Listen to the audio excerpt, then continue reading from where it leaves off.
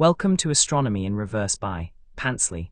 Don't forget to like this video if you enjoy and subscribe for future episodes. Please check the description for a full list of tags and the link to drop a kudos for the original author.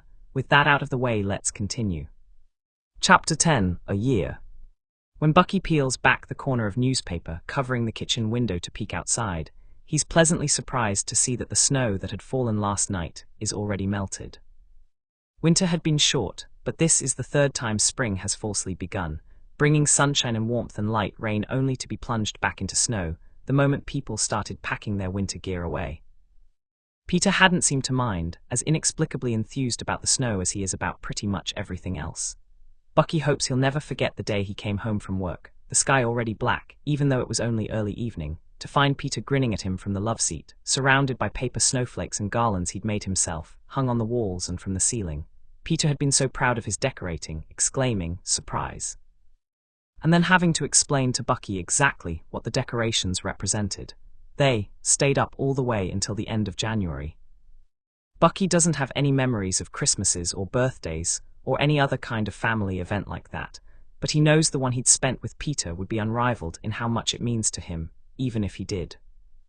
They curled up together on the love seat, drinking hot chocolate and watching holiday-themed movies, and in the morning they gave each other gifts, sweaters, funnily enough, both knowing how cold the other had been since winter started and wanting them to be warm. Bucky had saved up and gotten Peter an extremely thick and practical hooded sweater that was double-lined with goose feathers to retain as much heat as possible. Peter had gotten Bucky a red and green, and appropriately titled Ugly Christmas sweater that had Felly's Navy Dad printed on it.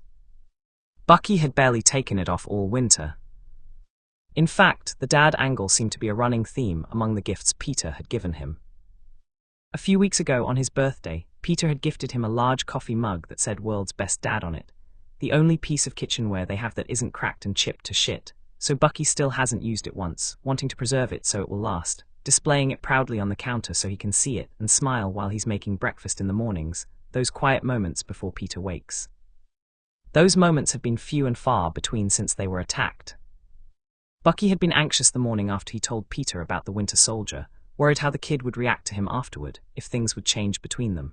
Worried about the agent they left alive, about having to tell Peter that they definitely had to relocate now, dreading Peter being hurt by the news, dreading Peter telling him he'd rather they go their separate ways in light of learning what Bucky really is. But none of that had happened. Peter had brought him water and Tylenol for the splitting headache he somehow knew Bucky had, and sat next to him where Bucky laid on the mattress, his head pounding to the point that it felt like it was splitting him open. Peter had tended to him, worried but not afraid, not of him at least. It was more than Bucky ever dared to hope for. "Peter," he had said after a while, voice splintered from the pain blooming deep in his skull. "We screwed up, we can't stay here."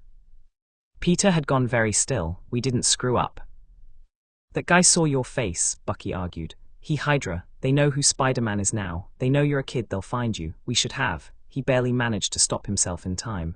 "Left him. We couldn't just leave him," Peter had said, eyes wide, as if he was shocked Bucky could say such a thing. "He would have died." "Peter," he'd said, tone gentle, "that guy wasn't a good person." "That doesn't matter." Peter's face was equal parts remorseful and stubborn, as if he was pained by the thought of disagreeing with Bucky, of either of them being the cause of someone's death, but he had held firm all the same. "We couldn't just leave him," he'd said softly, shaking his head, voice quiet and assured. "It wouldn't have been the right thing to do." Bucky had sighed, part of him wanting to laugh from how incredulous he felt that he could be so completely frustrated and endlessly fond of his kid all at once. He hadn't particularly wanted to kill the man either. He'd had his fill of death, of murder. But he also knew that Hydra wouldn't stop, and the cost of leaving that guy alive was uprooting their life here together completely. "We can't stay here," Bucky had said again, his heart breaking at the sight of Peter's saddened, lowered gaze. "I can't let them find you again." "But it's only the one guy who knows my face. He doesn't even know my name. Maybe it will be okay." "Not if he tells the rest of Hydra that I'm connected to Spider-Man," he'd said. "They'll target you relentlessly, every time you go on patrol. They're a huge organization, kid. Even I don't have any idea how many connections they have. We aren't safe here. You are."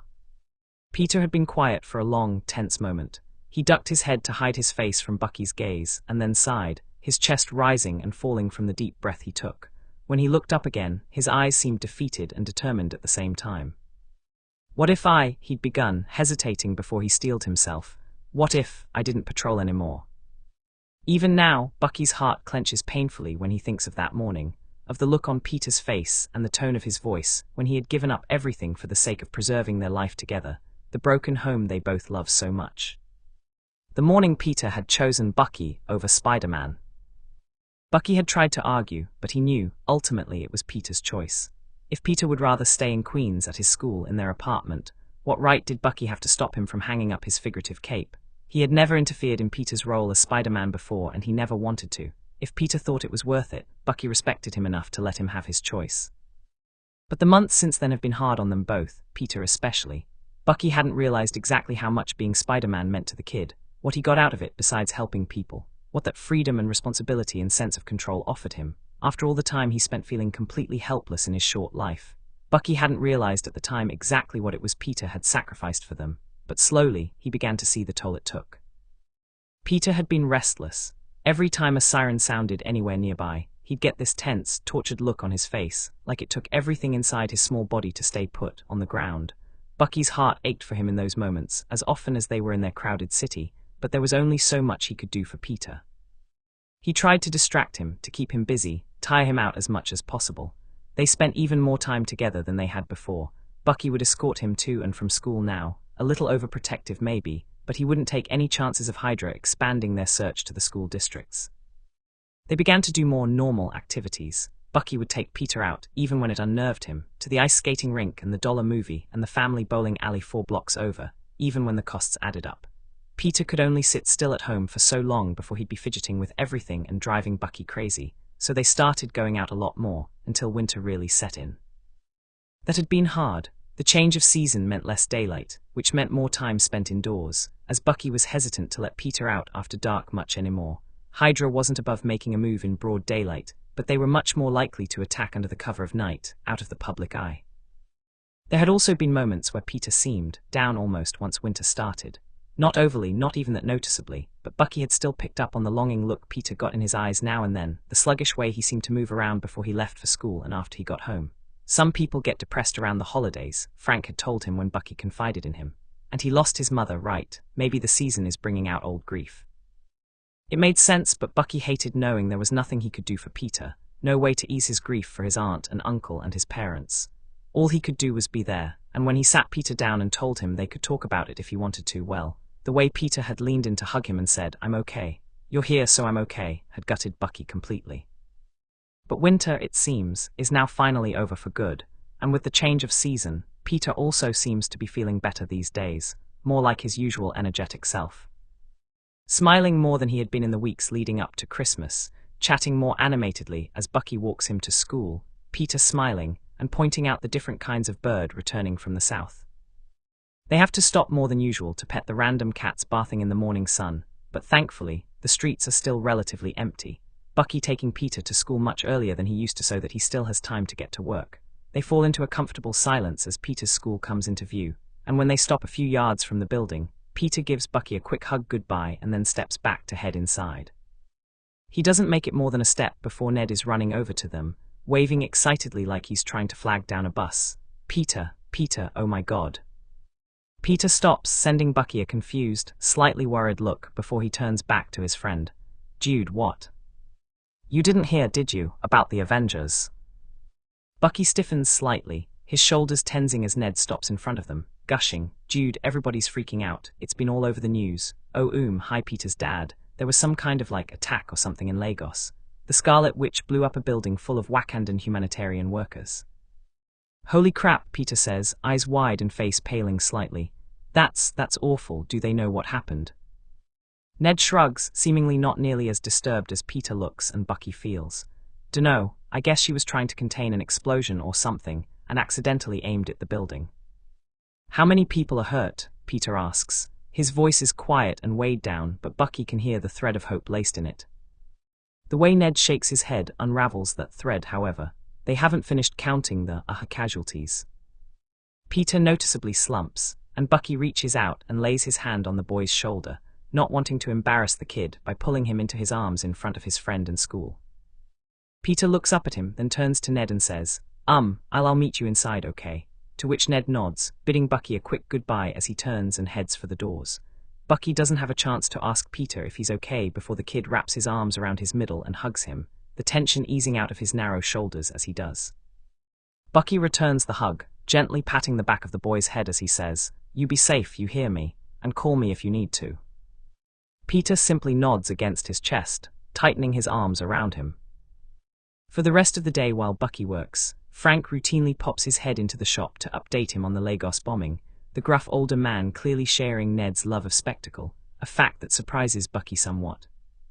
It's toward the end of the day as Bucky's getting ready to clean up and head out to go get Peter that Frank comes back in, shaking his head exasperatedly, and sternly informs him, "Wakanda's all up in arms over this bombing thing.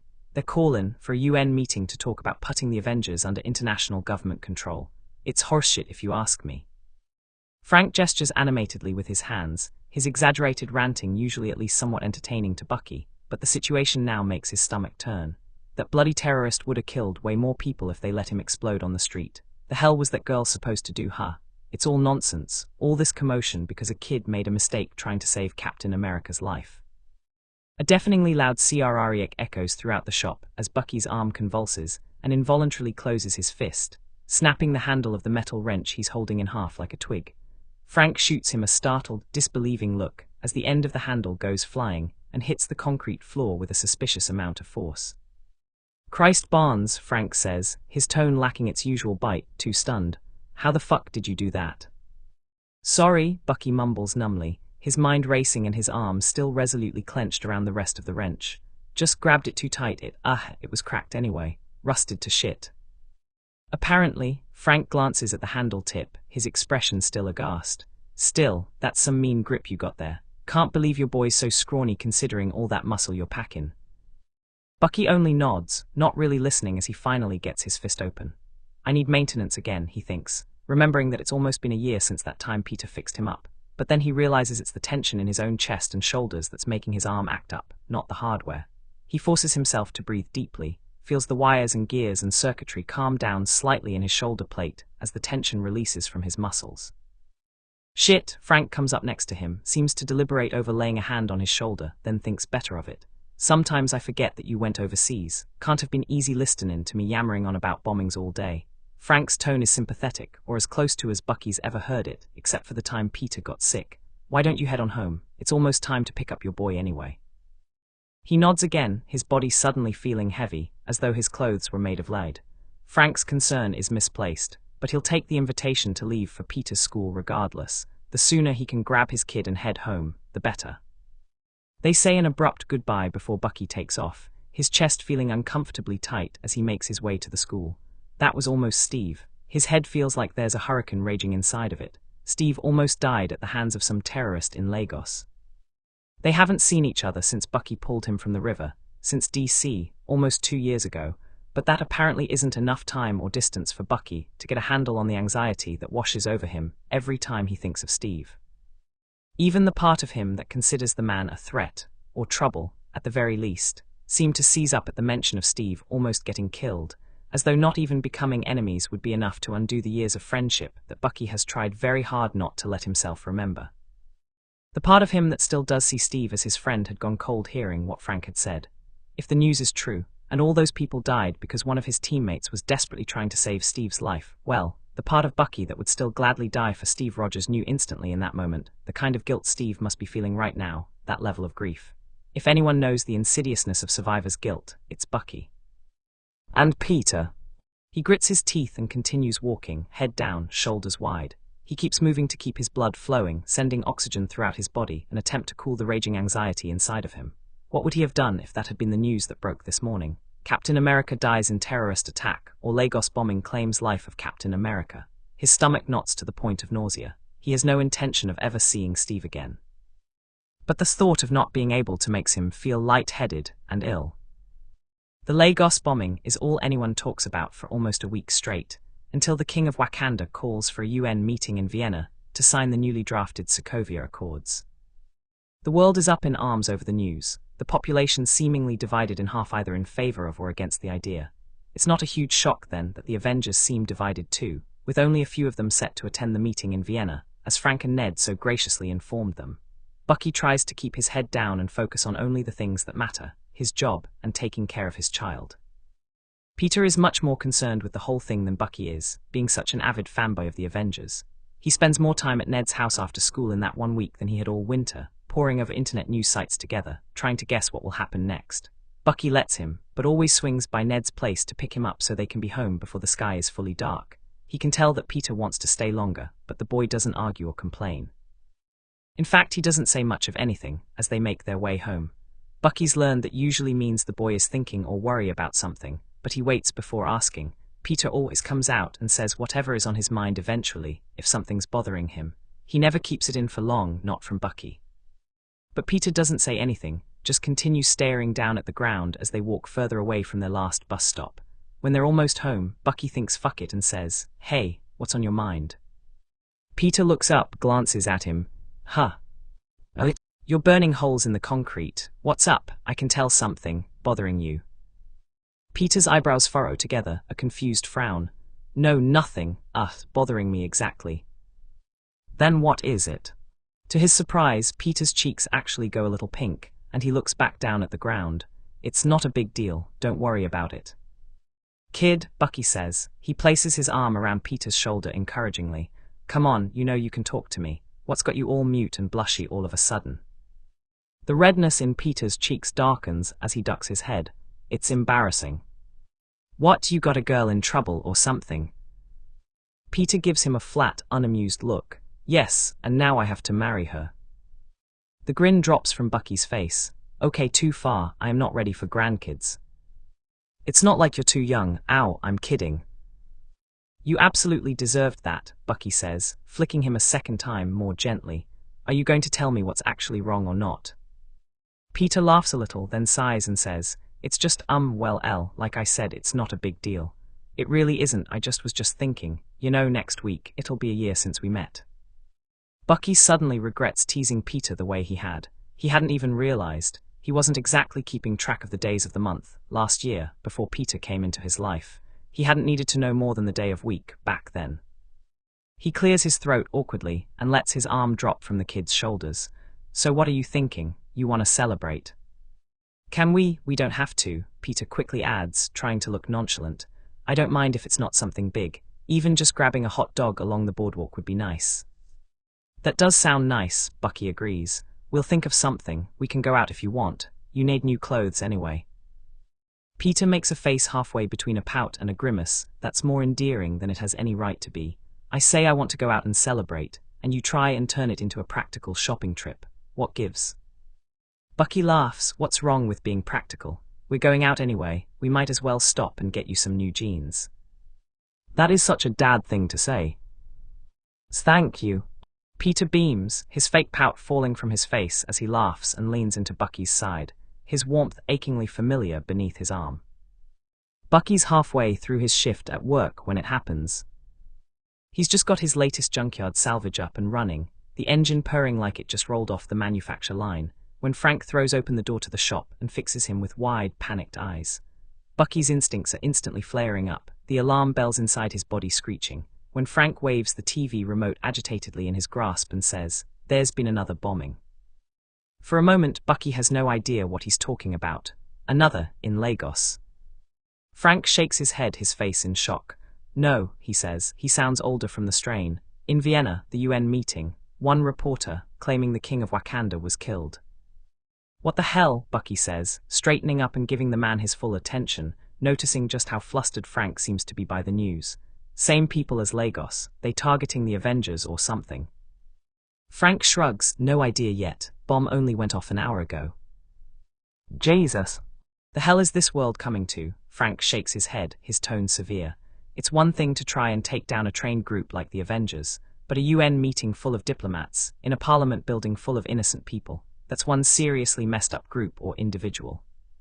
Bucky doesn't know what to say. He's never seen Frank this shaken up before. "Hopefully they catch whoever did it," he offers lamely, not sure what it is the man needs to hear. "How, Sharon holding up?" Frank's face softens somewhat at the question. "She always takes these things so hard, you know, internalizes them. Been that way ever since we had our daughter. She just couldn't look at death the same way after that, after having Emily. Every person who gets hurt or killed is somebody's kid, that's all she can think about. She hears about a child who's died and she can be down for days after. The thought is just too much to bear. Peter's the same way, Bucky says without thinking. He's kind like that. He can't see a death count as just a number. He grieves for every single person as if he knew them. It takes a toll. He lets his shoulders slump slightly, his body relaxing in a way he isn't sure it ever has around Frank before, more vulnerable than he's ever been around anyone except Peter.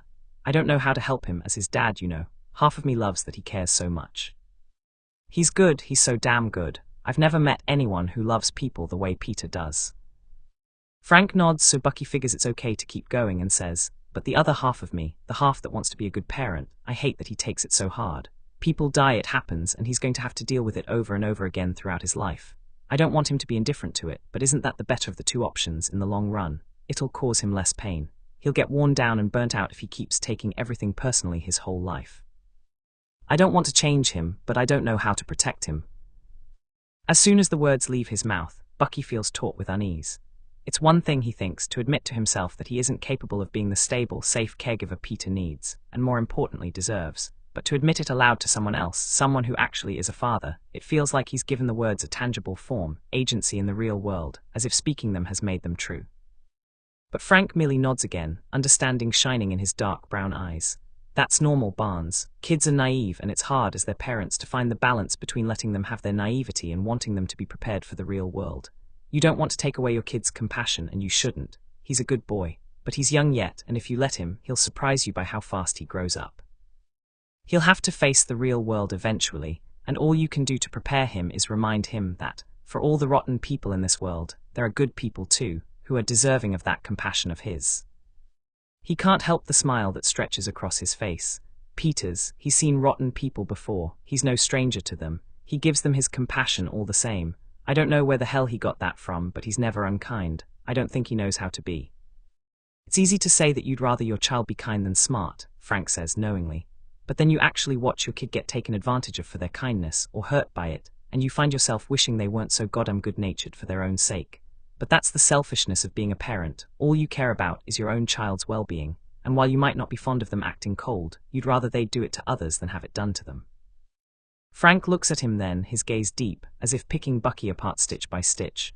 But your boy ain't like that, and neither are you, Jim. You're overprotective as all hell, but don't kid yourself. You have the same compassion that he does. Distantly, the memory of Peter saying something similar flashes in the background of Bucky's mind. The kid's downturned face, the soft tone of his voice, the wind gusting over them on a cold rooftop. You're scared too of hurting me. Peter's warm, painfully trusting smile as he looked up at him then. You're the same as I am. Am I that obvious? Bucky asks aloud before he means to, earning a bark of laughter from his boss. You think I don't know you that well after working here almost a whole damn year. You're a complete softy, Barnes. Thanks. Frank smiles again and pats him firmly on the back as he turns to leave the shop. Gonna go see if there's any updates on the news. You want me to keep you filled in? At this point, I'd be surprised if you didn't, Bucky says, and Frank grunts and fails to hide his smile as he leaves. As Bucky had predicted to Frank, Peter does take the attack in Vienna pretty damn hard. He can tell when he picks the kid up from school that Peter is more withdrawn, quieter, his eyes downcast and lightless. Bucky takes him into his arms without saying anything, not worried about the onlookers leaving the school. Many of the other parents picking up their children appear to be doing the same thing. The tragedy of what's happened leaving people in need of comfort. The parents needing to know their kids are safe. The kids needing to know they are too. They start walking away from the building so Bucky can say, without worrying too much about being overheard, you all right? Not that that's a particularly unusual question, given the circumstances, but he wants Peter to be able to answer honestly. The kid just nods, his lips pressed tightly together. It's just so wrong, he says quietly. And there's nothing anyone can do now. That's the worst part. All the people who just lost someone they loved, there's nothing anyone can do for them. Peter's shoulders hunch slightly, his lower lip quivering. Ned said that apparently one of the council members' wife also worked in the building. Neither of them made it, they had kids, I keep thinking. What it must have felt like, hearing the news or seeing it online or something, knowing your parents are in there but not knowing if they're okay, and then finding out they aren't. It's all so wrong. He tightens his arm around Peter's shoulders. Someone else was orphaned today. It doesn't surprise him that that's what Peter would focus on, agonize over, knowing all too well what that moment must have felt like, even though he claims he can't imagine it. Bucky knows just how well the boy can relate to that kind of abrupt grief, how familiar he is with that sudden, world-ending loss. Whoever's behind it, I doubt the Avengers will just let this slide. They're not going to take an attack like this sitting down, Bucky says, trying to cheer the boy up. Maybe they can't do much for all the grief those people are feeling, but they will be able to bring whoever's responsible to justice. There's got to be at least some comfort in that, knowing they won't be able to hurt anyone else. Yeah, Peter agrees numbly. Bucky sighs and hugs him tighter, one last squeeze before he lets go. Have you given any more thought to what you want to do on Friday? He asks, changing the subject, something he actually can do to hopefully make the kid feel better. Peter shrugs, but his lips begin to quirk upward in a small smile. I really am fine with anything. We don't have to go anywhere. I'm fine with just staying in to celebrate. Thought maybe we could pick up pasta and Gatorade and cookies like the first time we had dinner together, if that's okay. That sounds great, Bucky says, then feels himself begin to smirk before he can stop it. I do have an idea for what we can do after, though. Peter glances up at him, quizzically. What? He's full-on grinning now, unashamed. Well, in a few short months, you're gonna be 16. So I'm thinking, after dinner, I'll take you over to the shop and teach you how to drive that new Pontiac I just put together. The wide-eyed, disbelieving look Peter gets on his face actually makes Bucky laugh out loud. Really? The kid says, seeming momentarily confused, like he isn't sure Bucky is actually talking to him or not. You want to teach me how to drive? Bucky gives a half shrug, still smiling. We might end up someplace that it'd be convenient if you knew how. Even if we end up staying here for a long time, eventually you'll be an adult and you'll be able to apply for your license without anybody's permission. If you already know how by then, it'll just be that much easier. He gently ruffles the kid's hair, his gaze fond.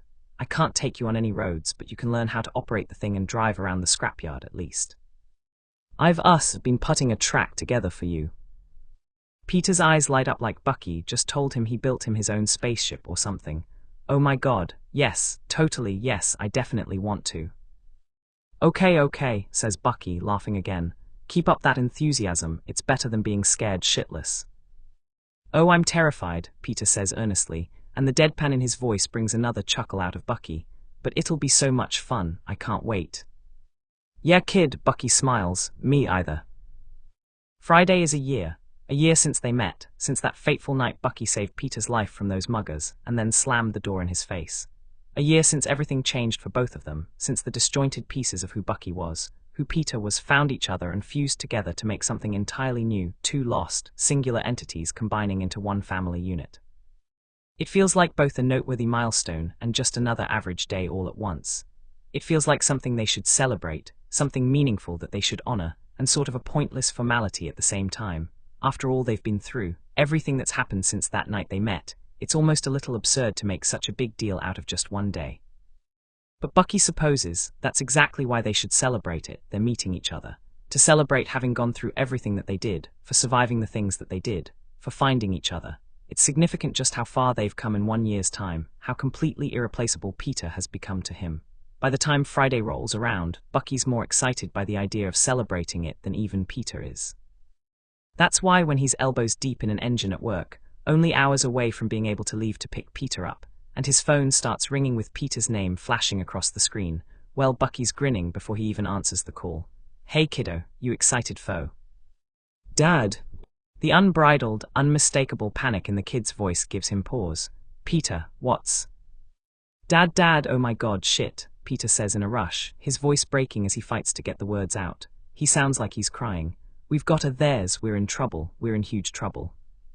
Hey, calm down, Bucky tries to say, but he's already throwing down his tools and pulling his glove back over his left hand. Take a deep breath and tell me what happened. Peter doesn't take a deep breath. They think you did it. Bucky stops, his face twisting in confusion. His brain doesn't have a chance to catch up with him before he's asking, what? They're in Vienna, Peter says quietly, hushed, his voice breaking. The attack on the UN, they think you did it. Coldness sweeps over Bucky, chilling him right down to the bone. His own voice sounds far away and alien to him as he asks, who? Everyone, Peter says, the weeping in his voice is obvious now. Everyone, the whole world. It's all over the news, the internet. They have a photo of you sneaking the bomb in. I mean, it's not you, it can't be you were here, but it's your face. All the papers and articles are referring to you by name. They're saying James Barnes, the Winter Soldier, did it. Bucky's teeth clench so hard that his jaw aches from the strain. Someone's trying to flush me out, he says, more to himself than to Peter, his tone numb. They killed those people to frame me so they could force me out of hiding. It has to be Hydra. Peter's voice is as broken as Bucky suddenly feels. What do we do? Steeling himself, Bucky clenches and unclenches his fist as he forces himself to trample his own panic down, needing to keep both of them moving. They're well and truly out of options now. Where are you? Still at school? I just left. I'm on my way home. I saw the news and I couldn't. No, that's good, Bucky says. You get home, grab the bug-out bags and wait for me. If I'm not there in 15 minutes after you arrive, we go with strategy B, all right? You remember what strategy B is? Peter sniffles, then says, uh-huh. Good, if I don't make it there in time. You carry on with strategy B, I'll meet up with you at the rendezvous as soon as I can. Promise, Peter whispers, crying again. Yeah, kiddo, I promise, Bucky says, no idea how his voice can be so much calmer than he feels. You know what to do, you'll be all right, I'll see you at home, okay? And if I don't, I'll find you, I promise. Okay, says Peter, I'll see you at home, be safe, please be safe. You too, kid, be safe, I'll see you soon. He's out the door before he's even hung up the phone, rushing through the dealership urgently when he catches sight of Frank, alone at the front desk, staring fixatedly at the wall-mounted TV. Bucky's stomach drops. It's exactly as Peter said. The news station is broadcasting a photo of him, of his face entering the building in Vienna, his name and identity in big, bold letters underneath it for all the world to see. Frank slowly turns around and looks at him, his eyes blown black and wide with shock, his face utterly confused. Jim. Bucky's surprised by just how badly he wants to explain everything to the man. But there's no time for that. He turns and runs from the room, ignoring the shouts that trail after him, Frank calling his name over and over, but Bucky's too fast. He has to make it home. He has to make it home before he's found, before Peter is found. They have to get away, far, far away from everything. Where no one who would separate them can find them.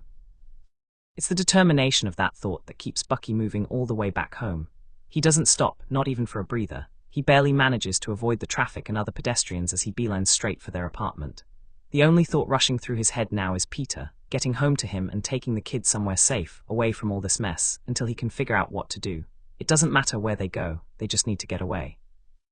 Bucky makes it back to the apartment in record time, making it up the steps in quick, boundless leaps, not caring at all for being stealthy now. That can wait, everything can wait until he and Peter are reunited. He pushes open the door, the wood splintering as he forces it.